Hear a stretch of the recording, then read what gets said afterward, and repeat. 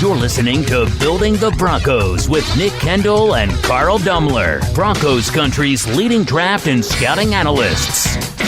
Head on over to milehighhuddle.com to sound off on all things Broncos. All right, welcome in everyone to Building the Broncos. I am your host, Carl Dumler, and of course joining me as always, Mr. Nick Kendell. Nick, you recovered from our marathon weekend with the draft? Yeah, as much as anyone can recover. Feels like the work is just beginning, even though we spent all that time watching tape on these guys to prepare for the event.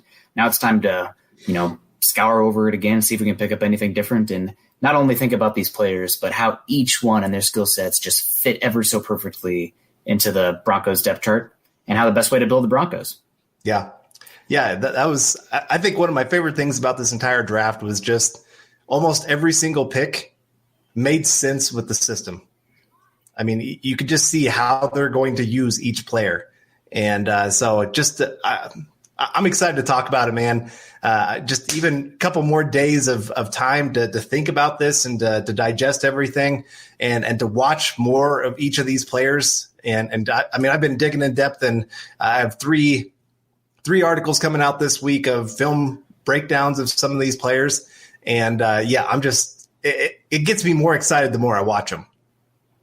Yeah, I mean, it's a good class, and having so many picks, it's a lot of fun. I mean, walking out with 5 picks in the top 100, even if you didn't love one of those third-round picks, I'm guessing odds are you like one of those guys a lot. So, I mean, Jerry Jeudy, everybody wins, but I feel like this was one of the Broncos' better draft hauls they've had in a while. Granted, right when we're up against it, that's half the battle. We'll see where they are 3 years from now, but I feel pretty good about it. It doesn't feel like any crazy reaches. I'm not pulling my hair out like a DeMarcus Walker pick situation.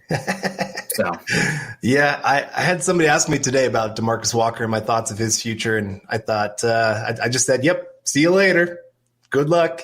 It was probably already over, but yeah. Well, then, the signing of Covington as well, Covington, that kind of ended things for him. Absolutely.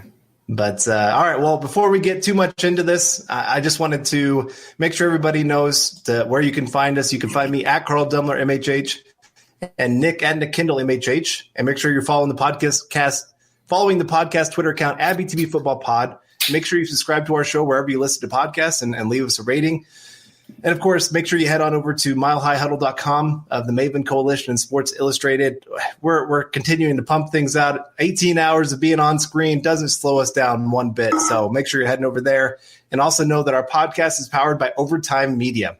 This is the Overtime Podcast Network.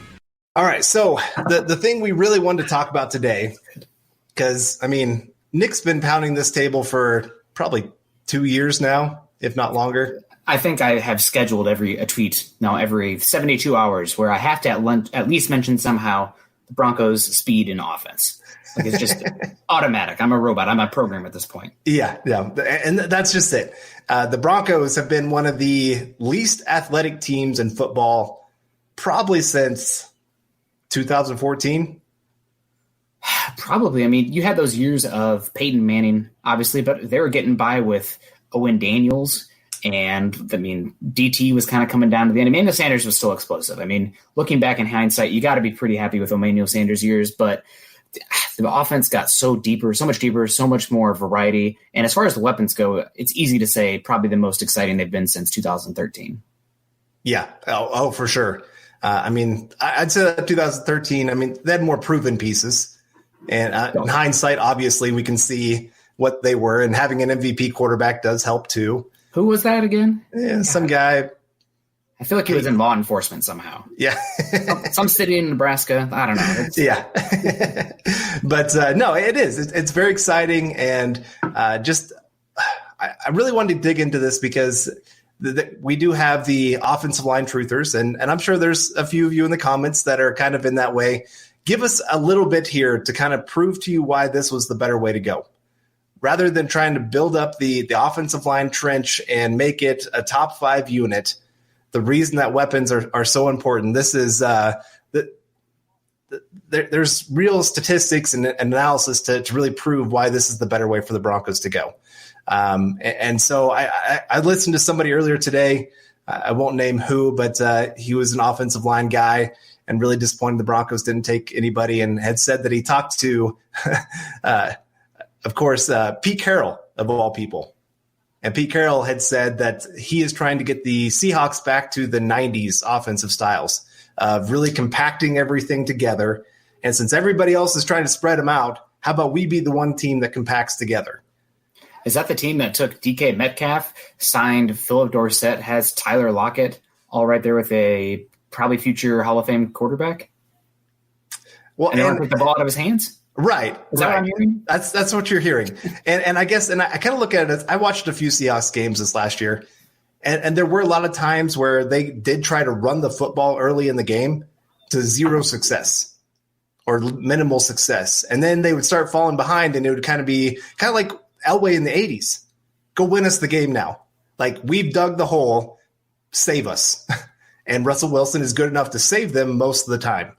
But is that a great model to follow? The Seahawks, who have been a terrible drafting team, talent-wise. I mean, again, if they didn't have Russell Wilson, there's people around the league that are talking about how John Schneider and Pete Carroll would be gone already. Yeah, you make a good point. I mean, the Seahawks, obviously, probably not the model to follow there.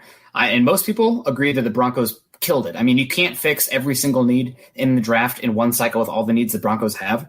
I mean, a lot of it's going to depend on how good Drew Lock is, and it's probably unfortunate because every single piece I'm going to write in regards to the offense is going to end, they'll go as far as Drew Lock can take them. Because even if you have the tackle issue, let's say they went heavy offensive line this year and didn't have offensive or weapons, etc., then it's still going to come down to Drew Lock in some way. I just feel like in today's NFL, what we know about the spreading these players out and creating explosive offensive plays, if you can get playmakers, especially in a draft like this where there's playmakers galore in the top 50, then you take them and you can spread teams out, and even a simple pass can be an explosive play.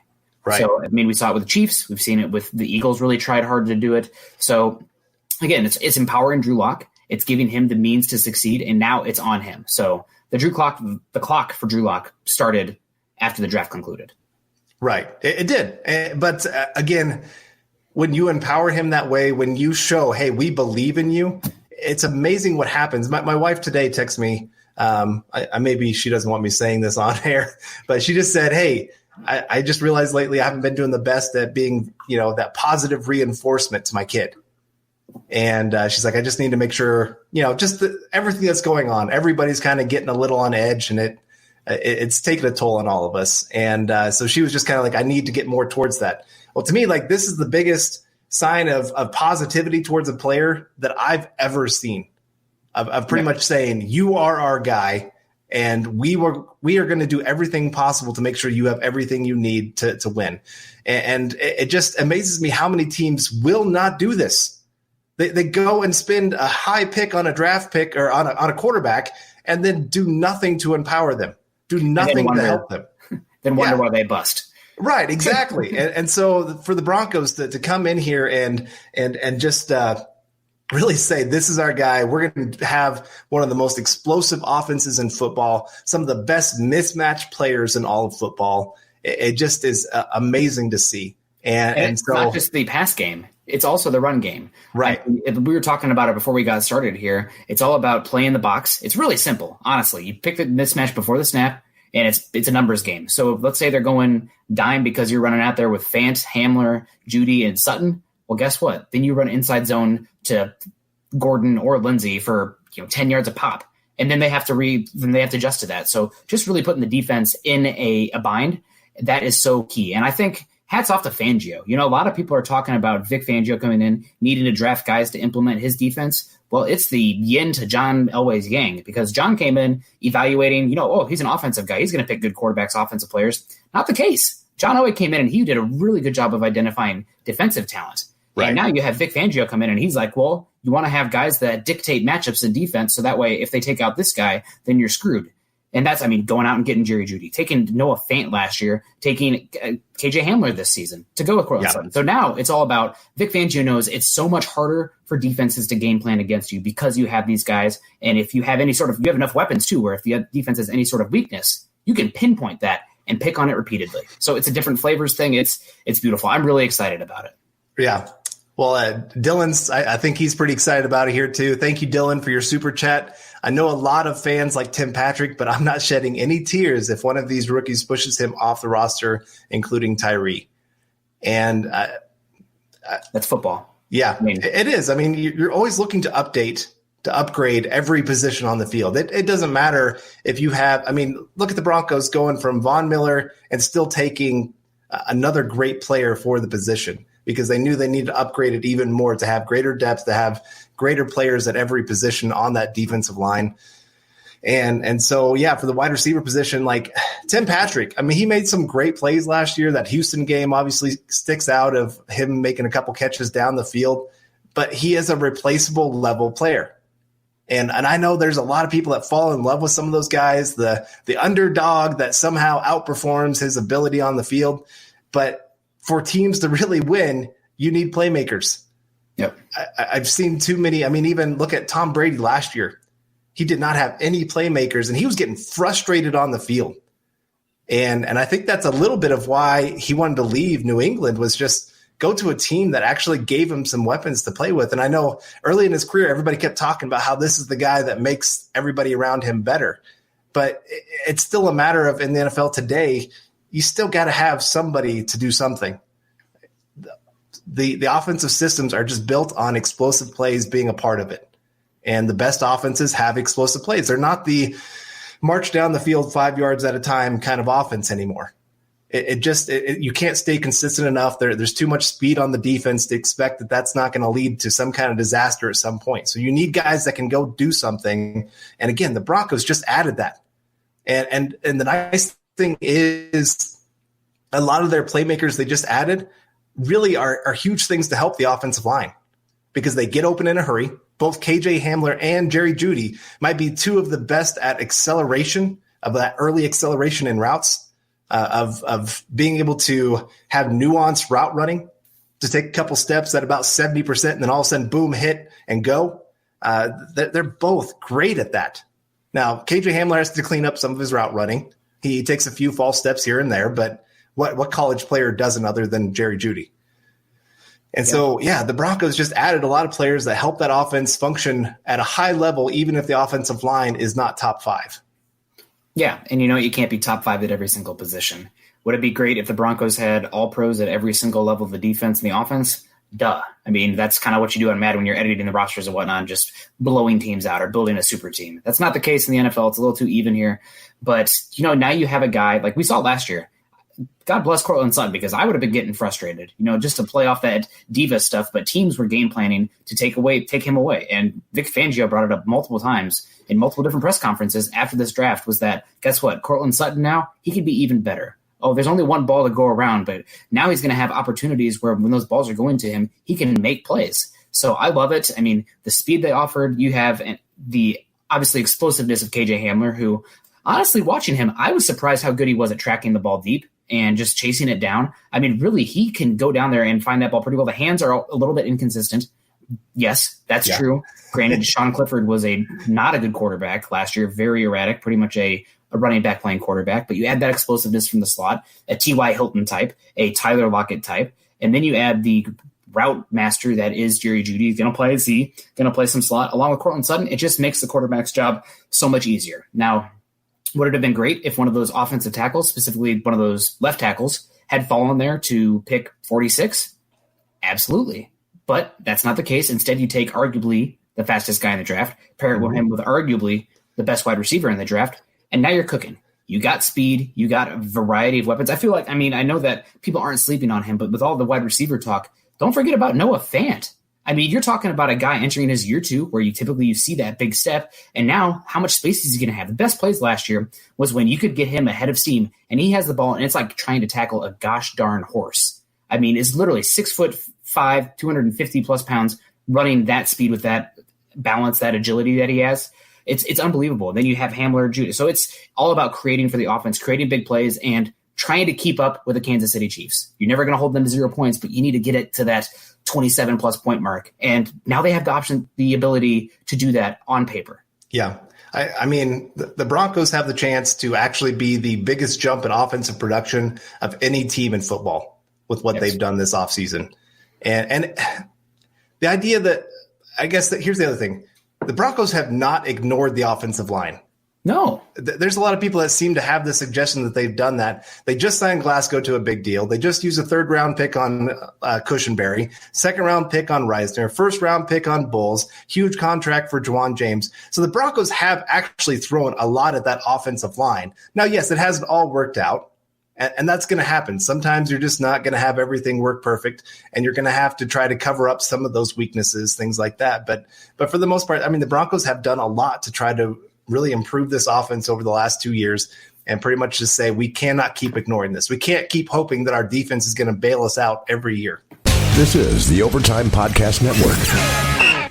That's absolutely correct. So thank you guys for joining us today. Obviously, this is Building the Broncos. We were with you this weekend, Thursday, Friday, and Saturday, pretty much the entire time to talk the NFL draft. We're here again, and really appreciate you guys that have been with us from the beginning and anybody who's a new listener here. So we should get some of these super chats here, Carl, if you can get to that. Oh, obviously, Stu McPeak, as Chad says, one of the MVPs of the podcast. All three really appreciate you. Thank you again for what we were saying there and just how much work and really, I mean, we're talking out there. We would be doing it either way, but the fact that anybody is out there, talking with us, it makes it that much more special and important to us. So really appreciate you guys.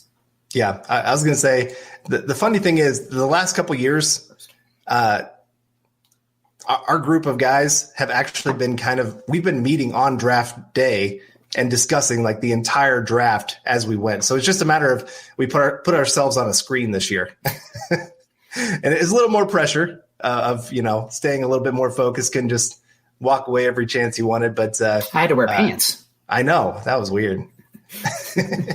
But no, we appreciate all you guys being there with us. It's just been a lot of fun, and it has been a little bit of a recovery trying to get back on track with everything after a few days of really focusing in. And my daughter is definitely happy to see me, and my wife too, I think, most days. But to be answered Dylan's question about obviously he had the super chat coming in here. Thank you, Dylan. But about Tim Patrick with Tyree Cleveland. Again, not going to shed any tears, but Tyree Cleveland is going to come in for that mold with Tyree Cleveland being where he is, potentially in a deep wide receiver class as well. Maybe you can sneak him onto that practice squad if he doesn't outright beat Tim Patrick. Same with Juwan James. Honestly, deep wide receiver class, oh man, if we cut him, we're not going to be able to put him on the practice squad. I think you're probably going to be able to put some of these guys on the back end on the practice squad. Yeah. So that's what I'm looking for. And if Tyree comes and beats Tim Patrick, God bless him. That's incredible because he's cheaper. He's under control for 4 more years. And as good as Tim Patrick is, he's not really a difference maker. He's not a guy that you're going to be that upset about because the contributions he's bringing on offense, at least what we've seen so far. So that's just how the NFL goes sometimes. And he's been injured quite a bit. Mm-hmm. So, I mean, how much can you really trust him if he would ever be asked to step in as a starter to actually stay healthy through that? I mean, there's a few players on the Broncos that you could probably have that same question about. But John Mortensen also coming in with the super chat. Appreciate it. Nice picture of a cat. We're both cat lovers. I lost my cat last week. My family was in a panic. Thankfully found dead. Oh, I thought you meant passed away. I'm like, oh my God, I didn't know that. No. We sorry. She ran away and came back. She decided to go on an adventure. And then my dogs escaped today. And we're hanging out with my neighbors in their backyard today. But so I know it's been kind of fun. I've got to go fix some fence here over the next couple of days once I finally get everything calmed down. And then Nad Ludlow coming in, like the positive talk at the top of the show. Well done. # Nick's Beer Fund. They've had a lot of fun with you granted, drinking. I understand I got to take a sip first, actually. Cheers. Anyway, I can't understand being upset coming out of the draft because the Broncos got so much better. They took advantage of one of the best wide receiver groups we've seen in years, and they had a need for more than one wide receiver. Now, were you going to get an offensive tackle that would have actually been better than Bowles at pick 46? I mean, some of the NFL media people, whatnot, we were bamboozled.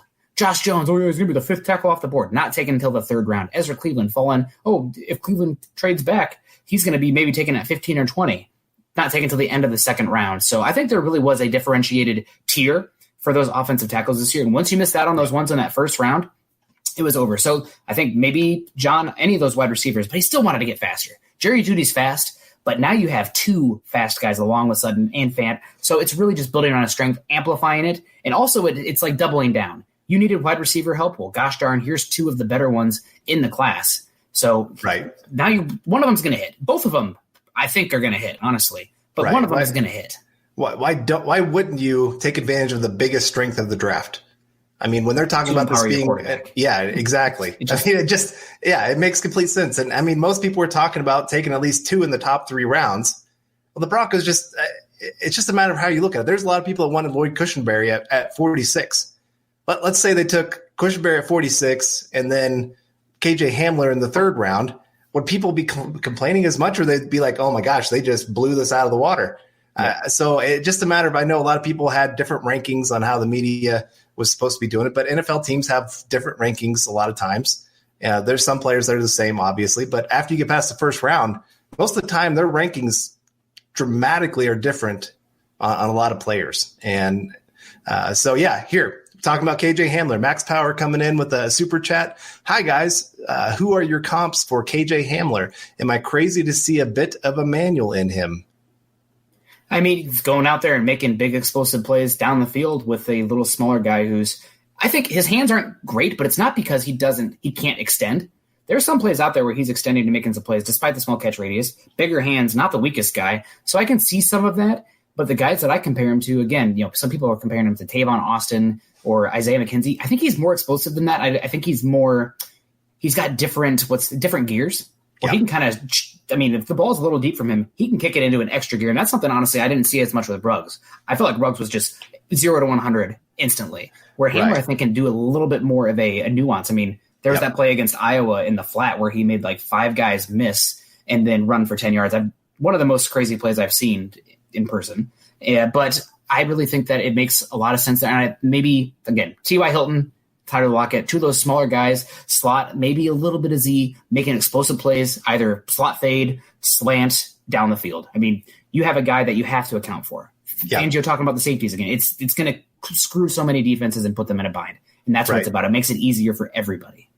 Right. And you said it earlier, just like you said, that nuanced route running, that shows an advancement beyond a lot of those guys when they were coming out of that Tavon Austin, where he was athletically gifted, but he was out of control a lot of the time when he was in college. And then when he came to the NFL, there was just such a huge adjustment where it wasn't just, I'm going to out athlete everyone.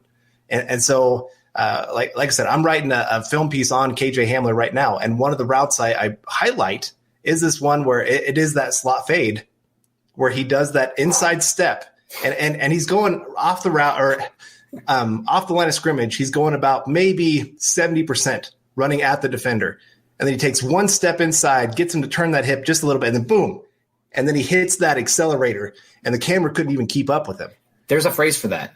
If he's even, he's leaving. Yeah. If he gets even with that safety, he's gone. Right. And just because of that threat, again, it's not to the same extent where Henry Ruggs, because Henry Ruggs has more boundary ability. Bigger size can do that. Mm-hmm. But the fact that you can get that with Jerry Jeudy is unbelievable. When the KJ Hamler pick first happened, you could probably see it online if you went back. It took me a second to process it because I was not expecting that. Right. Going back to all their comments. And with hindsight, it's like, well, this is exactly what they've been saying to do. This is exactly what we've been saying to do for 2 years. And now they're doing it. It's just, you can't be upset about it. Now, granted, is offensive tackle still a worry? I'm not going to sit here and tell you that offensive tackle isn't a concern. And it's not just because of Bowles, because of Juwan James. It's because of Elijah Wilkinson. It's the unit of it. Are the concerns of the defense? Do you have the most athletic coverage linebacker? Are you depending on a 5th round pick to come in and fill that role? That's a concern. What's your depth in the secondary? What's behind Von Miller and Bradley Chubb? It's just, there are concerns, but I think with these talent of this draft and the ability to stack it as best you can to make and empower your young QB, which the most important thing here, right, bar none, is to make sure that Drew Lock can become the guy. Right. And it's to empower him. And the best way to do that in this draft was with the weapons. So I think he nailed it as far as the conceptuality goes. And I want to shift gear. I actually did some super chats. You find some, but I want to shift gears here real quick too. One thing I also love about the offensive line or the offense empowerment here is that in college, I felt like Drew Lock's biggest issue wasn't the edge rush. He could get away from the edge rush, escape from the side, create a little bit that way. But when it was the interior pass rush that was very leaky at Missouri would become an issue, his footwork would get erratic, his process would get sped up, and his accuracy and decision-making would dip. But now you have Cushenberry. You have Dalton Reisner back. You have Graham Glasgow. You used a pick on a very high potential guard in Moody. Drew Lock is going to have the middle of the pocket. Now, sometimes is the edge going to have an issue? Yes, it's going to happen. Sometimes it's going to happen in the middle too. But I think because of that, he can keep his pocket clean. He can step up, make some plays because of the athleticism, spread guys out, and just go out there and be a playmaker. He's not a point guard. He's a playmaker. So I think it makes so much sense. And I'm over the moon. It worked out. It went about as good as it possibly could have gone. Yeah. All right. Well, John Mortensen coming in with another super chat here. I understand everybody we got, but why an undrafted free agent running back? Few things here. One, you need extra guys just for the offseason. You're not going to have all of these guys obviously making the final 53-man roster. Absolutely. And also, I mean, Freeman, he's not that great. I know there's some people that love him, but so far he's been a jag and just another guy. And he's very replaceable. So getting another guy that's explosive, that can help in the run game, pass game, whatever, it makes a lot of sense. So I don't think this is a bad decision for them to bring in another guy. That they're going to need probably 5-6 guys at the running back position to start the season. I mean, well, not the regular season, preseason. If we have a preseason, we'll see about that. Gosh, I hope so. Yeah. How could you go with the first time we've had a young, exciting quarterback and all these weapons and then have nothing? I know. Fates do not do that to us. We need it. Yeah. We need it. Right. And then Terry Randall coming in here with the super chat. Hashtag state of being, hashtag Nick's Beer Fund. Thank you very much, Terry. Appreciate seeing you all through the weekend at the draft. And Nick's liver doesn't appreciate you, but I do. Yeah. You know, it was only 17 hours, right? We cheated the last day. We did coffee. Yeah, we did a lot of needed coffee. it. But what do you think about that point on the interior offensive line in regards to empowering that? I mean, obviously, tackle's a very valuable position. There are good edge rushers in the division, and it's something that Garrett Bowles, Juwan James, Elijah Wilkinson, you don't feel great about it. On paper, that's the Broncos' weakest starting unit. They're probably one of a number of teams that have offensive tackle questions. But when you have weapons on the outside that can dictate coverage, when you have a good pass blocking running back in Melvin Gordon and the Mike Munchak. I mean, we haven't even mentioned Mike Munchak yet. It feels like, you know what, is that an area that the Broncos should look to improve in the future? Absolutely. Last year at this time, I was screaming wide receiver. Probably this year going into it, I'm probably going to be screaming from a conceptual standpoint, overall standpoint, offensive tackle. But the Broncos got better, and I feel like they played the draft game about as good as they could. So hats off and trusting the scouts. Maybe keeping the scouts back from the combine, and we can get, drink up here. They're not there. And Indy was better for the overall process. Right. No, I'm with you. You're right. Most quarterbacks, the place that they struggle the most with is interior pressure. And especially when you're talking about some of the teams the Broncos are going to be playing, Chris Jones. You got to stop that guy. I mean, he absolutely destroyed the Broncos this year in the games that they played. And I know Reisner was hurt, so that didn't help. He was also a rookie. But now when you've got that group really solidified, you're right. He has a pocket to step into. And so even there, it makes it where the offensive tackles, you tell them, get beat to the outside. If you're going to get beat to the outside, so then Drew Lock can step up. And he did last year. I think this is one of the biggest differences that he showed compared to Flacco, compared to what's his name? Brandon Allen. Yeah, Brandon Allen. You had it right. Yeah, but those two guys, you saw them when they felt pressure, they just faded back. Drew Lock, he felt pressure, he stepped up, and so it led to a couple times of him getting hit, but he also was able to make some great throws because he was willing to step into the pressure sometimes. And trust that his tackles were going to swing guys to the outside. And so, again, that's something just the great quarterbacks do it. I'm not calling Drew Lock a great quarterback. I'm saying this is one trait that he's showing that you see in a lot of other great quarterbacks. He's got a lot of other traits he's still got to work on, but that is one that I was really impressed with last year is his ability to step up. Point guard versus playmaker. Right. Point guard needs the piston to be clean. This is the Overtime Podcast Network. Yeah, Terry Randall coming in again. Appreciate it. Anyone lamenting our draft should watch Ty Schmidt / Mel Kiper's reaction to Green Bay trading up for Love. I will say that's one thing I kind of missed this year since we didn't really get to watch much of that, of the analysts and people commenting and everything else. I've gone back and started watching some of it myself just because I do love hearing all the stories that they have behind the scenes and everything else. So, Packers fans probably not the happiest people this week. I understand trading up for Love is not something they were thrilled with, but I was okay with that. But when you double down and you take a gap, big bulking running back, and then a tight end / fullback in the day 2, big fat F. Yeah. Terrible. Yeah. Aaron Rodgers has got to be ticked. Absolutely. Well, I saw a stat. Do you know how many touchdowns Aaron Rodgers has thrown to first round players? Oh God. 0. 1. Okay. Was it a pick 6? Because that would be really. No. It was one of the old tight ends that went to them. Mercedes Lewis was he a first round pick? I don't even remember. That was years ago. Yeah, he threw 1 touchdown to him. Yeah. But Dennis Woods coming in here with the super chat. My only worry is depth at offensive tackle. Thoughts on Watts? Yeah, that is a huge concern. Elijah Wilkinson showed last year he is a guard playing tackle.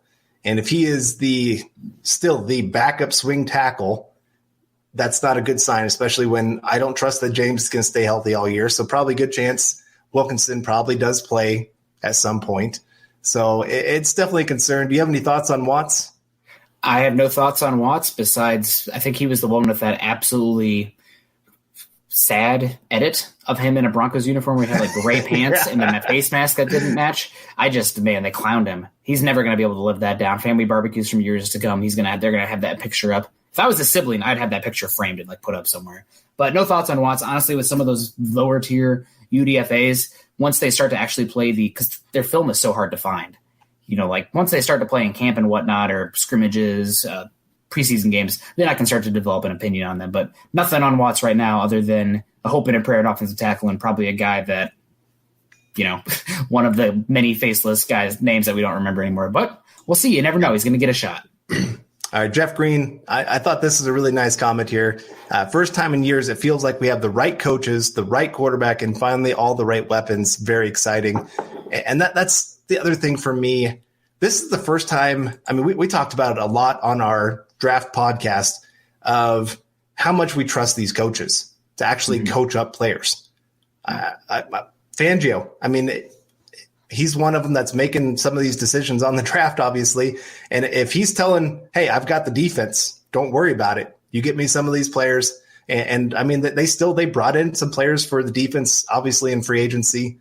Instant impact. They traded picks for AJ Boye and Jarrell Casey. Might as well think of that as a 4th round pick and a 7th round pick. Now, how do you feel about the offense defense balance?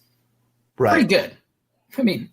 So again, no perfect rosters. And the biggest thing is going to come down to how good Locke is. 5 games, we saw flashes. Is he the guy? If he can really take the step and solidify this offense, then giddy up because not only next year will be fun, but the next 2 years, 3 years, whatever they do for the rookie contract before he gets a mega contract, and then we'll have a whole different discussion at that point. That's best case scenario.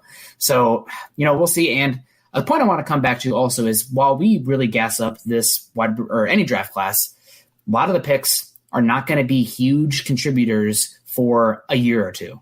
You even go back and look at Draymond Jones last year, early 3rd round pick, defensive pass rusher, had flashes, but a rotational player. And that's probably what you're going to get this year from a Michael Ojemudia, from an Albert Obuekenan, from a McTelvin Ajin. So you need to not put so much impact or immediate impact expectations on an offensive or any sort of draft class, especially outside the first 2 rounds, but more of the next few seasons. And we're starting to stack these draft classes. So really I want to reiterate that feeling good about it. Yeah, no, I'm with you.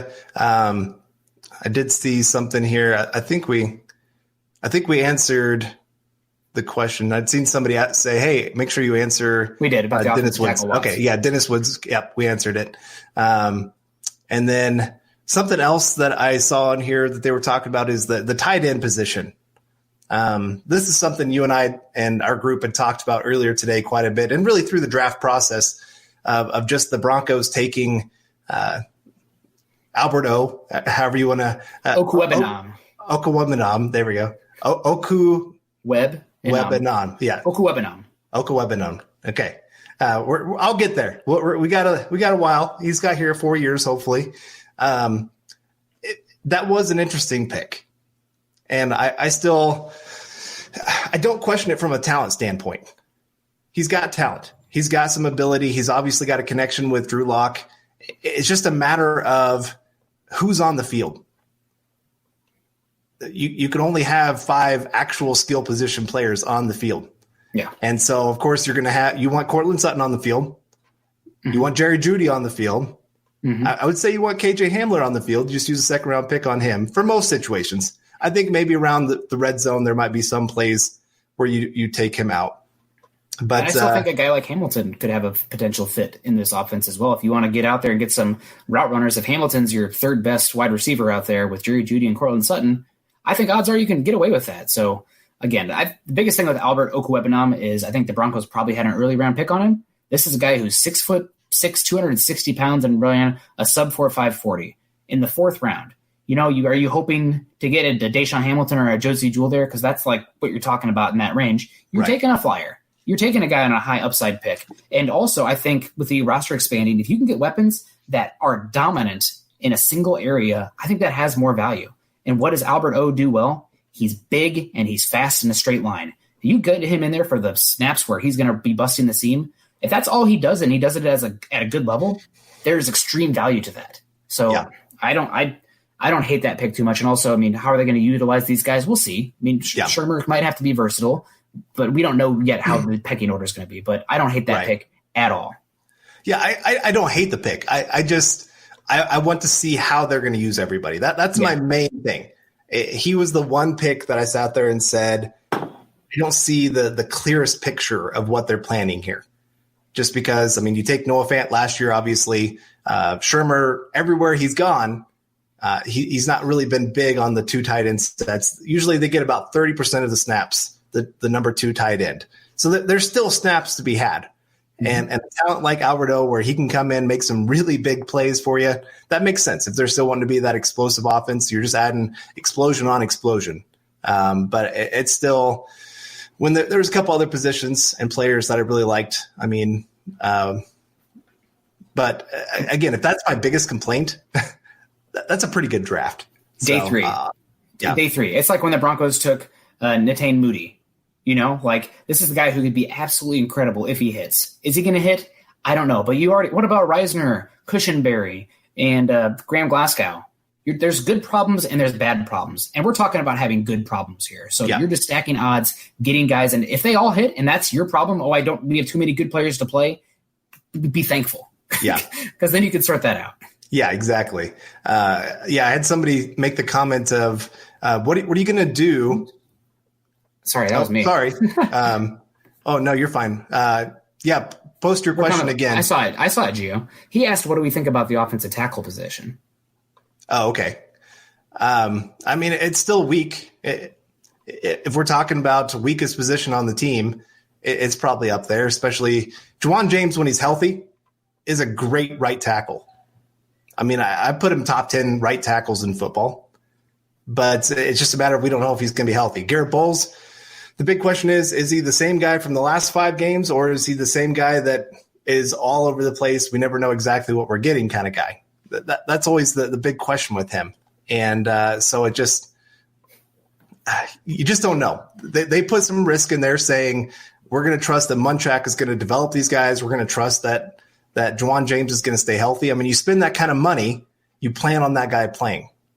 And if you don't plan on that guy playing, you're just setting yourself up for failure. Yeah. So I did want to get to these super chats so I don't miss any more. Sorry, guys, if I miss any. We're long-winded, especially when we're talking about the draft. Sykes coming in with Broncos forever. AFC West can smell my pit. Singular? Is that like a place? And also, I looked up in Dane Brugler's draft guide here because Stephen Baumgartner, obviously a huge supporter of the show here, often Okwuegbunam,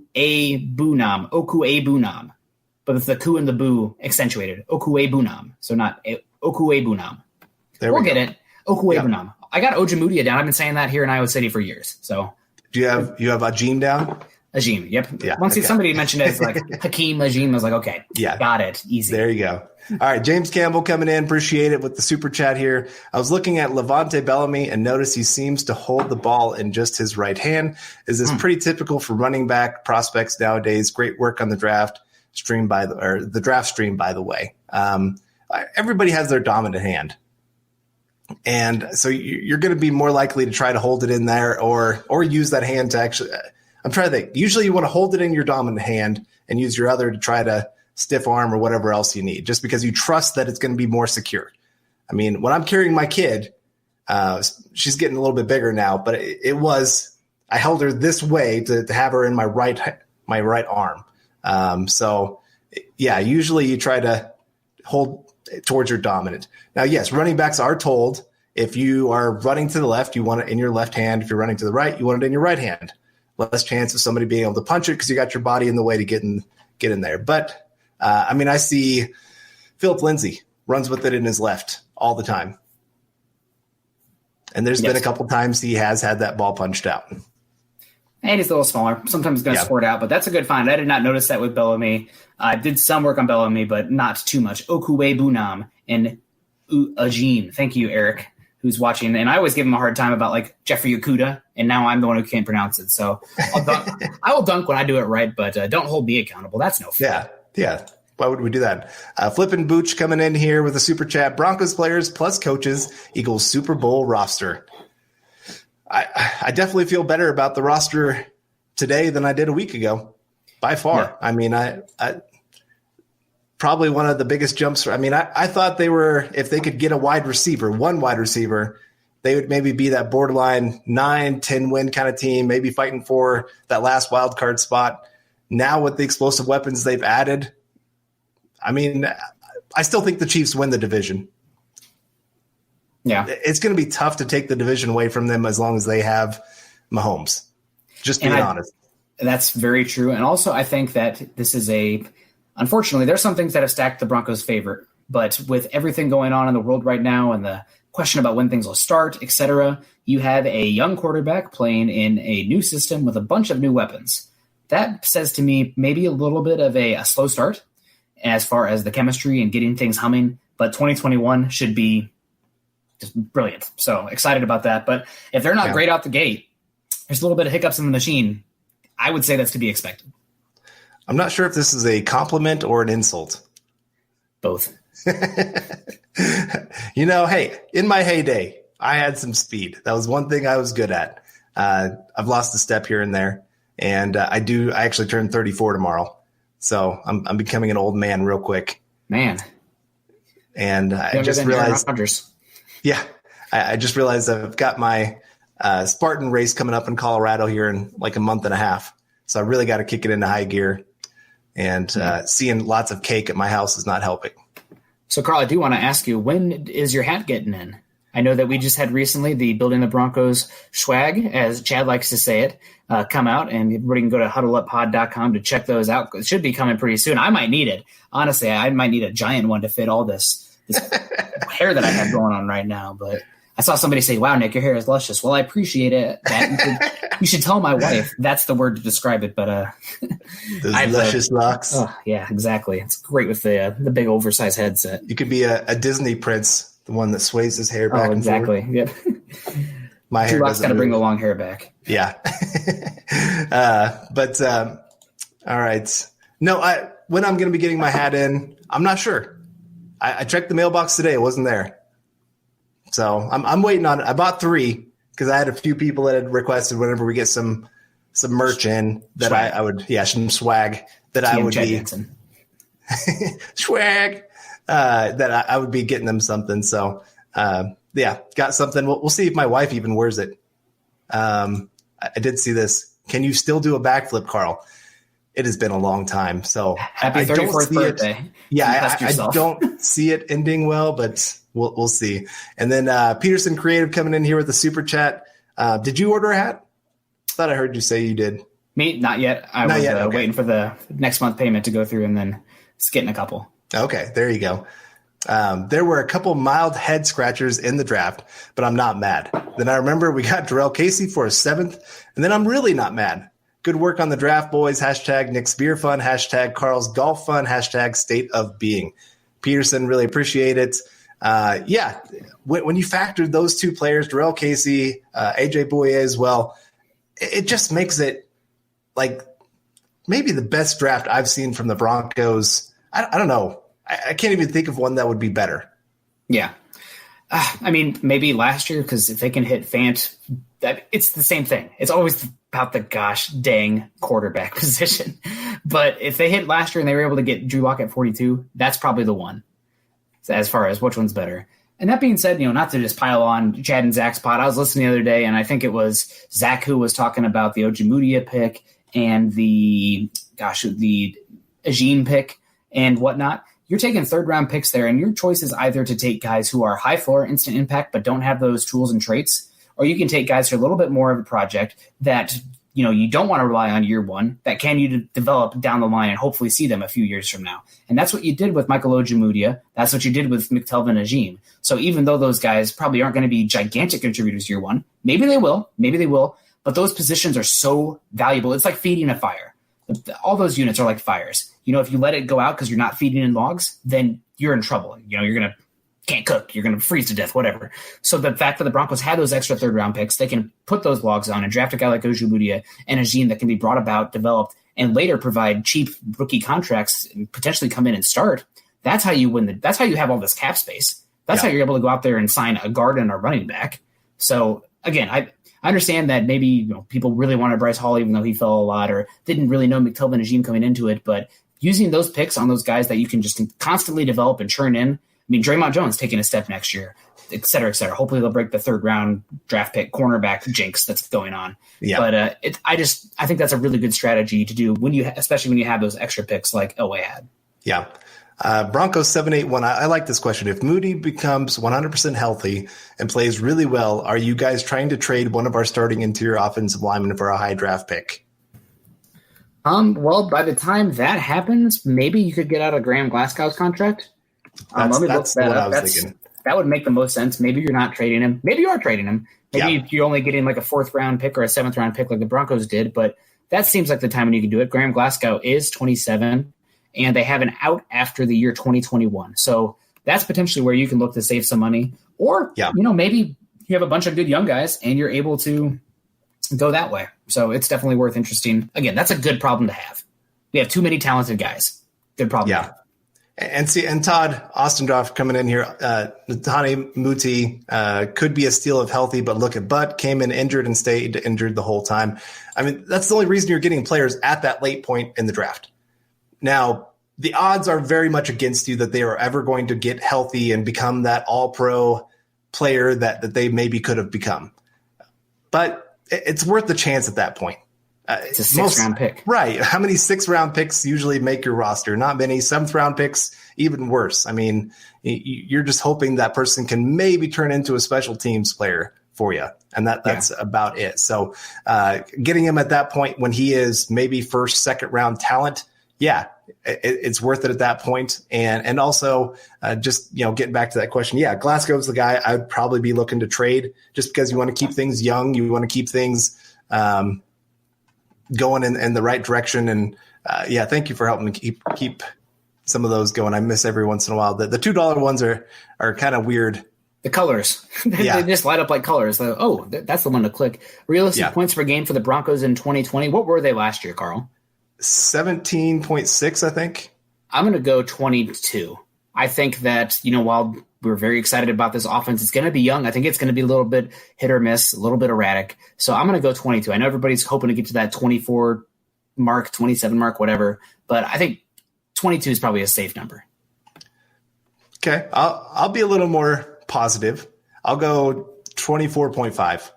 Okay. I think the combination of Judy and Hamler and Albert O, I think that's worth at least 7 points. And we get a full season of Drew Lock. Right. That's the other thing is him having more weapons. And on top of that, I mean, Noah Fant's going to be better his 2nd year, you hope. Yeah. I think they have a better offensive system with Shermer. I think all those factors coming into this, and just a greater interior offensive line on top of it. I mean, there's just so many things that have been added to this offense that were not there last year. A majority of the league is 21 to 24 points a game. So if they can get in that range where they can at least be average on offense, considering the youth of the offense and the direction they're going, I would be okay with that. Obviously, are they going to get to Baltimore or Kansas City scoring 30 points a game? Probably not, unless Drew Lock becomes a freaking monster. But if they can get above 21, 22, that means things are going in the right direction. Yeah. So, and also, go ahead. I saw one there. Happy birthday, Carl. Everyone, we got to get out of here pretty soon, so make sure you drop that happy birthday to Carl. And also follow him on Twitter and wish him a happy birthday tomorrow as well. Carl Dumler, MHH, the man, the myth, the legend, Carl Dumler, 34 years ago. You. I know. I'm going to spend my day working and doing film articles. So that's not hey, right. what better? I was going to say, what better way to spend your birthday? So I'll take it. Jeff Green, this is something I wanted to talk about too today. Just maybe a few of those places that the Broncos could be looking for some more free agent help. Ojemudia needs to be a big contributor year one, or we better be signing a cornerback. Go ahead. Oh, I was just going to say, it is the position that has probably the most question marks still remaining. Besides tackle. Maybe, these are tackle and cornerback because Boyer's coming off a bad year. Callahan didn't even play last year. Bosby only played a few games. Yadam might be moving to safety. Duke Dawson might be moving to safety. He is a safety. He was. Right. I mean, so Devonta Harris, Elijah Right. Holder, saying Bassey. So there's. I feel confident enough with Ed Donatello and Vic Fangio that are they going to be absolutely dreadful out there? I mean, they got by last year with Chris Harris Jr. in a massive pit on the other side after that. So hopefully they'll be a little bit better than that, but it is still a concern. And maybe that's potentially an area they can look at to bring in another player, or maybe, do what they did last year and trade a 7th round pick. They have 2 and something to get a guy that a team is looking to cut or move on from. So it's definitely a concern. All right. We got a few more questions to get to. Red John coming in here with the super chat. Appreciate it. How often is it that a GM builds around their quarterback like Elway has for Locke? Seems like he has everything set up to be great. I mean, empower him. Yeah, there's no doubt. The clock has started on Drew Lock, and maybe the offensive tackle excuse, maybe there's due to the weirdness and not getting things together excuse, but the clock started on Lock right now, so there's no excuse. Sink or swim. Yeah, you're right. There's a lot of teams that have failed miserably because they have failed to build around their quarterback. The Jets finally seem to realize Sam Darnold can't just cover up every terrible thing on that team. And Adam Gase included in that list. We'll see how he does now that he's got some offensive line pieces in front of him, all those kind of things. And, you see the Bills have done well to build around Allen. I think they've added quite a bit to try to help him. They've done good there. I'm trying to think of other Mayfield. They added a lot of pieces, just didn't have quite the right coach. And I still question whether Mayfield, maturity-wise, can handle the attention that he's gotten all through his career. But they have done a lot to build around him. But you look at other guys that didn't. Your boy, that was now on his second, going to maybe be on a third team. They didn't do much to build around him. And what about MVP last year? Lamar Jackson. I mean, they went out there. They got the kind of Hollywood Brown of the KJ Hamler mold there, went out there and paid that running back. So there's some similarities there. And Kyler Murray. Go out there and get DeAndre Hopkins. Still use resources to bring in weapons around him. So, again, good job, Elway, and having some self-awareness there that what they were doing there compared to what they were seeing in Kansas City and why Kansas City was working was not enough to get it done, and they needed to help him. Otherwise, he was going to fail. And they need him to not fail. Right. And kind of Charlie Beagle coming in here opposite of Aaron Rodgers. Yeah, you're right. Rodgers hasn't always had much talent around him in the weaponry. They've depended on him making a lot of plays, especially outside the structure of the play. Now, some of that is on Aaron Rodgers because he just does that naturally. But at the same time, there's a lot of times where guys aren't getting open. I think back to that 2015 game against the Broncos. There were plays, the pass rush wasn't getting home for like 7 seconds, and people still couldn't get open. Yeah. And so then Black Knight coming in here, kind of following this up. What do you think about the Rodgers rumors? If Locke goes down for the season, no reason to piss away the season. Do you trade a pick for him? I would be interested, but I can't imagine that you'd be able to get you'd be able to pay what the Packers would demand, and you'd be willing to pay what the Packers would demand, because when you're bringing in a quarterback of all positions in midseason, that means that you're a whole new offense, a whole new chemistry thing, et cetera, et cetera. I mean, how many midseason trades of a quarterback can you get and it's going to work efficiently? That's just not the case. It's not like trading a wide receiver where still they have to learn the playbook, but the quarterback is the pivot man for everything. So if there's going to be any trade like that, it's going to happen during the offseason. And that would mean that, unfortunately, Locke failed this season. So possibility, I guess maybe next season they will roll with Aaron Rodgers this season. But we're going to put that off for now. We're going to assume Locke is going to kill it this year. Yeah. Here's another quarterback, San Francisco with Jimmy G. They did pretty good trying to build around his strengths and weaknesses and fit that system pretty well. So, it's I did want to get this because I agree. Nick, thanks for helping get all the sick Judy edits. I saw some of those. Those are pretty cool. Talent to those guys. I mean, whoever made, I just cultivate them. I'm a connoisseur of good edits. So if you have any, I'm still looking for some good KJ Hamler ones out there if you have any. But, all right, get a couple more questions before we get out of here. Let's see. I like this one from Todd. Here's the $1 million question.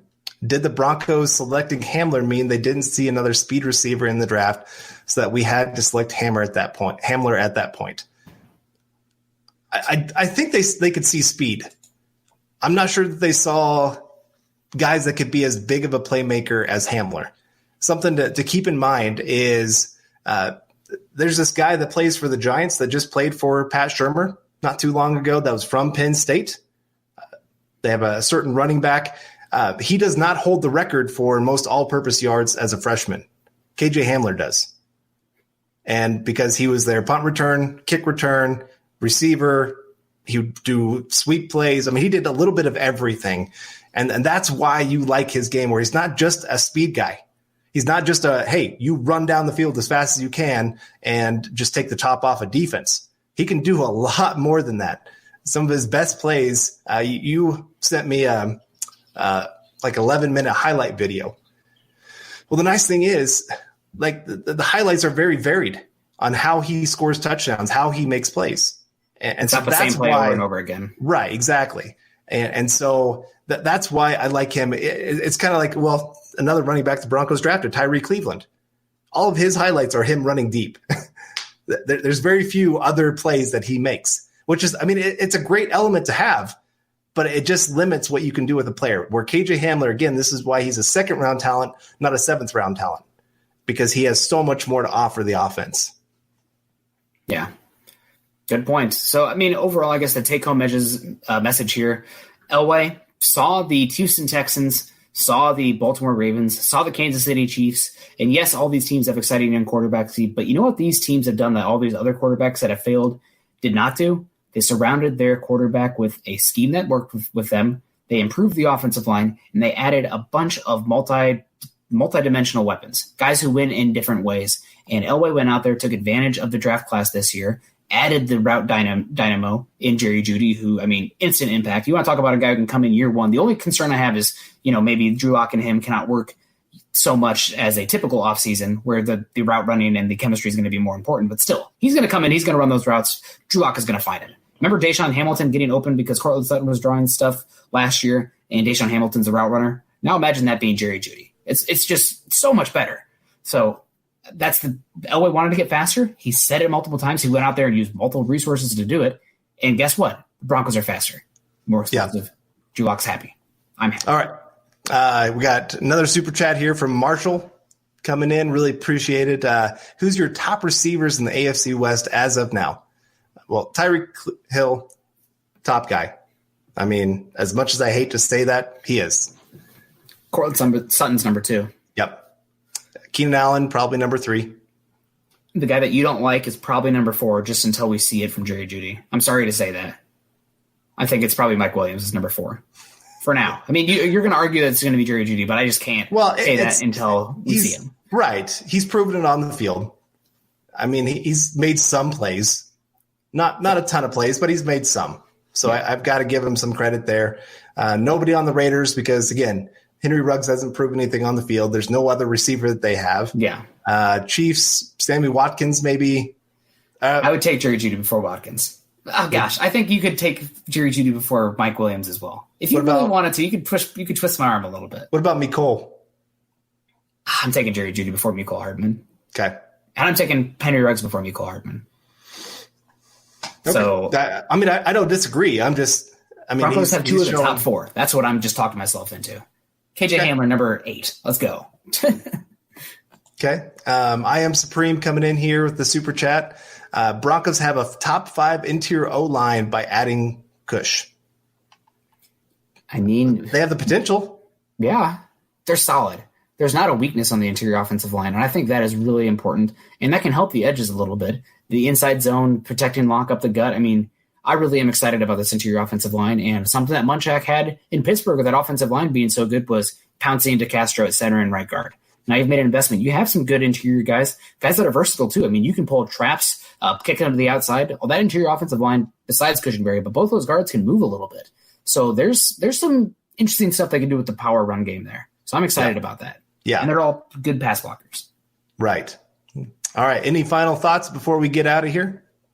Nothing off the top of my head. I'm excited with the overall draft. Obviously, I think we're going to be covering this for a little bit longer here. I'm going to squeeze as much out of this lemon as we can because there's so much interesting stuff. I put this ticker on here. Wow. Look how good I am with technology. I put it on there. 34 probably looks scary as far as a number being printed there. But it does. Like I said, my bones started creaking and popping as soon as you put that up. How does it make you feel that KJ Hamler is not even 21 yet? That jerk. I think Jerry Judy's not 21 yet either. Just some babies out there. So, yeah, I mean, I guess my only real comment is, gosh, an hour is nothing. I feel like we should be talking for another 2 hours here. Well, we're used to 7 hours. Yeah. After being conditioned for the draft. I mean, that's absolutely a good point. Again, Mile High Huddle, make sure you go get you're building the Broncos stuff. Carl, I'm expecting the hat next week to be shown there. Maybe you can toss one my way. I need to get one myself here. But go to huddleuppod.com to go get your BTB swag. Obviously, Chad coming in there. Thank you very much. Oh, Jerry Jeudy just turned 21. That's right. It was his birthday. So there you go. But thank you guys so much. We really appreciate you. Obviously, we got a long off season ahead of us, but we're still going to be coming here talking Denver Broncos with you, future needs, how all these guys are going to fit together. We're going to be able to talk very specific. I mean, we're just touching the surface here. We're going to be going a mile deep. I know we're not the Dove Valley deep divers, but we're building the Broncos. So we're going to put it all together and figure out the best way to put these puzzle pieces together to knock down those Kansas City Chiefs and beat the lowly I guess the lowly Raiders as well. But anything, Carl, what are your birthday plans tomorrow? You said you're going to work a little bit. Give us the listeners what it's something going to go on. You going to have a little drink? Oh, well, of course. Got to have something. I'm sure my dad wants to grab a beer at some point. He's in my circle of social distance people. He's been there. So the wife's going to cook me supper. Not sure what she's cooking. The daughter probably wants to play some games at some point. Probably go for a walk with the dogs. Pretty simple. Unfortunately, with everything that's going on, it's hard to do too much party wise. But yeah, otherwise just kind of relax a little bit, watch some football, get excited about our picks here. I saw a question earlier about who do you double on this offense? That's a good question. Nobody. We'll be coming. Let me play some games of Madden first, and I will get to you whichever one works the best. Honestly, I'm just going to be calling slot fades and throwing it up the Hamler or Fant up the seam. Just way too fun. Those are easy points. Yeah. So, I've seen a lot of people show me, hey, 34 is maybe not so bad. It's all about our perspective here. Absolutely. Just like the offensive tackle people coming in. Hey, the Broncos offense got better. Yeah. That's a positive. So we probably should wrap it up here, guys. Follow the birthday boy, Carl, on Twitter, at Carl Dumler, MHH, and follow myself, at Nick Kendell, MHH. I've had multiple articles drop recently. Carl's got some film pieces coming out. Go to milehighhuddle.com to find those pieces. Obviously, we're affiliated with Sports Illustrated. Go to iTunes and leave us a rating and a comment, as those mean the world to us. I still go and check those probably once a week just to see if anything new's there. And if there's any criticisms as well, I take those to heart. You can follow the Building the Broncos podcast and all our other great audio content by subscribing to the Huddle Up podcast, wherever you listen to your shows. Follow us on Twitter, at Mile High Huddle and at BTB Football Pod. For Carl, I'm Nick, wrapping up our first post-2020 draft edition of the Building the Broncos podcast. Obviously, we're still going to be talking about it going forward for a little bit and start turning our focus here to the 2021 season, which stands to be one of the most exciting ones since the Broncos won the Super Bowl. So excited to be here for you guys and, carry that flag with you guys towards the season. We hope you guys enjoyed it. We'll see you soon. You've been listening to Building the Broncos. Join Broncos Country's deep divers at milehighhuddle.com to keep the conversation going.